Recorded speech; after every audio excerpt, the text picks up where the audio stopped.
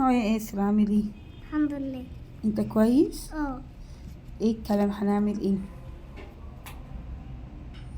وري الناس انت لابس ايه. فرجني. ايه ده؟ وريهم السليبر بتاعك. كروكس. كروكس ده جديد؟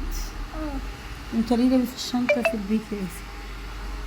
كده عشان انا عندي شغل. ايه الشغل اللي عندك يا ياسر؟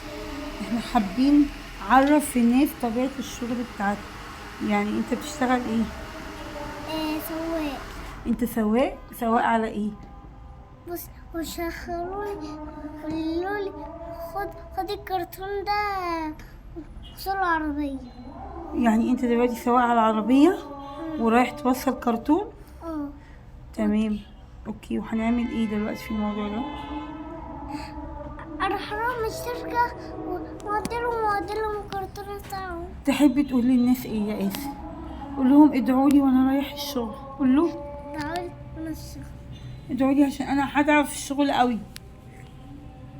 قول له دي حقيقة. قول له.